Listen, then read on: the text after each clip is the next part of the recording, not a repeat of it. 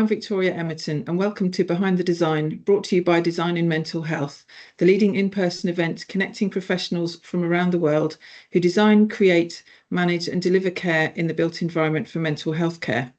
Design in Mental Health takes place in the UK each June and features a comprehensive programme of presentations, panels and workshops, a free-to-attend exhibition of specialist products and services, and the prestigious Design in Mental Health Awards. designinmentalhealth.com has all the information on the event dates, the programme details and how to book your event passes. Today, I'm delighted to be joined by Lorna Crowther, Architect Sector Lead at Kier Design, and Dave Clarke, Service Lead, Secure Estates at Lincolnshire County Council. It's lovely to see you both today. Thank you for your time and welcome to Behind the Design. Thank you for having us. Thank you. So Lorna and Dave are going to be giving a presentation at Design in Mental Health, and the title of that is Secure Children's Homes, a Pathfinder Scheme, and that's what we're going to be talking about today. So what is a secure children's home? So secure children's homes provide specialist care in a safe and secure environment for children and young people aged from 10, can be slightly younger, but normally 10 to just beyond their 18th birthday. Referrals to secure children's homes can come through the youth custody system, where young people are either remanded or sentenced by the courts, or through the welfare system, where young people are referred for their own safety and welfare or that of others.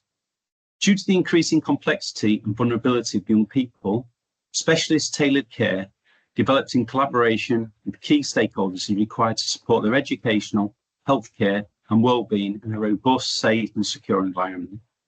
There are currently 13 secure children's homes in England and 1 in Wales, providing around 237 placements, approved for use across the entire estate.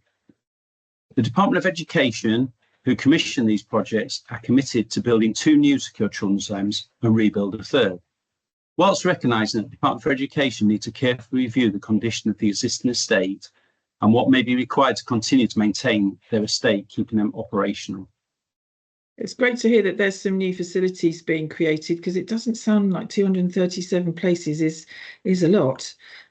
So what's been your goal in developing a Pathfinder scheme? So you're right, Victoria. Part of the drive of looking at a new build secure children's home is to try and meet the need that is across the country at the moment. So the last new build secure children's home was in 2016, and an awful lot has changed since then.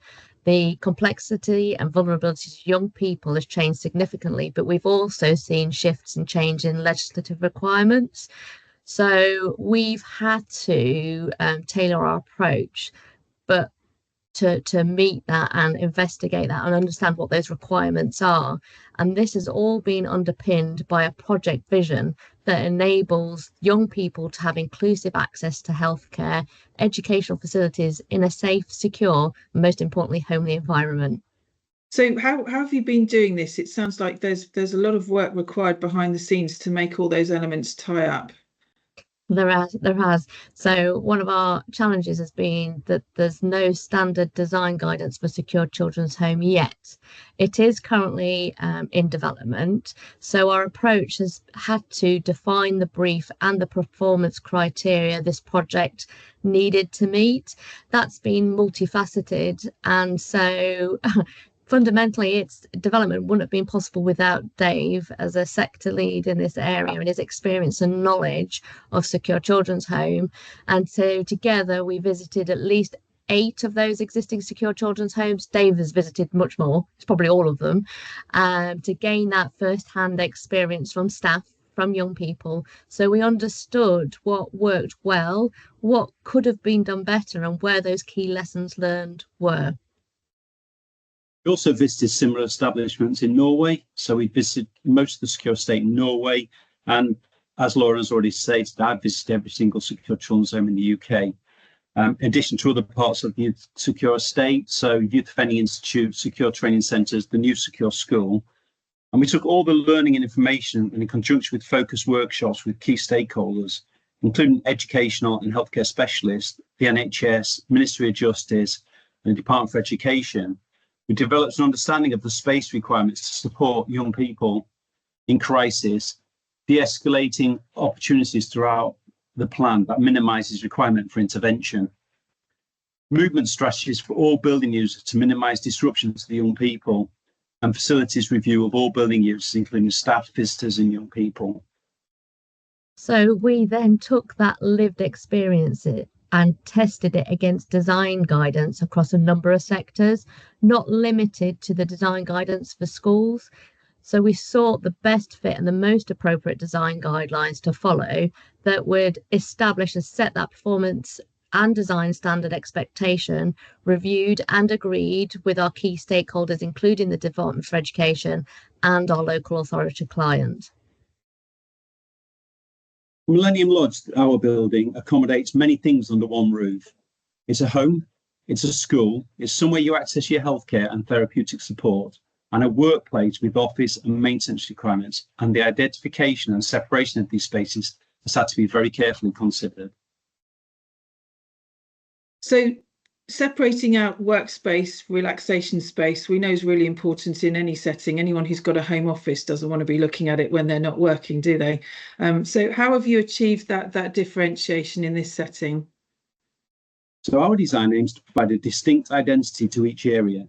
The residential areas operate as a home, replicated in a familiar environment. They each have their own identity and their own external space, reflecting what you'd expect from your own home. There's a walk to school, so as part of the young person's daily routine, this includes getting up in the morning, having breakfast, getting ready for school, leaving via your front door to an external space, doing a daily mile walk, and then re-entering the building to join the school day. So as you might appreciate, the relationship these young people may have had with education and healthcare will vary quite significantly. So we decided to put the therapeutic healthcare at the centre of the scheme to normalise the access to that supporting as part of the daily routine. So as the young people have got their residential house, and that is uniquely identified, that route into school, into work, they have to go past the centralised health hub. And it is very unique in its identity and what support it provides. And then they enter the school, which is reflective of a typical school environment. So we've got standard classroom spaces, specialist subject spaces like health, beauty, food, technology, and we've even got the head, deputy head, all located together as you would expect to find in an everyday school. And each of these spaces has access to outdoor areas, whether they're educational areas providing horticultural zone, mugger, external teaching areas, or whether that is more sensory spaces associated with the health hub. There's the flexibility of space accordingly. And to do this, we've had to develop a wayfinding strategy that's been quite carefully considered as a whole. So we have a strategy for the whole building that then is broken down so that you've got the identity of the residential house, the school, the health hub, but you'll have to come and join our presentation to find out how we've done that and more.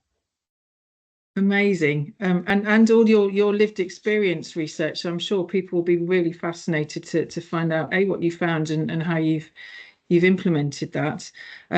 So come to Design and Mental Health to talk further to Lorna and Dave. Their presentation again is Secure Children's Homes, a Pathfinder Scheme.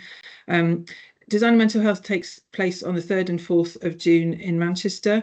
If you'd like to engage with Lorna and Dave and our many other speakers on the programme, you can book your conference pass at designandmentalhealth.com. So thank you so much for your time today. It's been really interesting talking to you. We'll see you guys in Manchester in June, and we'll see everybody else watching hopefully in June, and also here again on Behind the Design. Thank you for your time today. Thank you very much. Look forward to seeing you.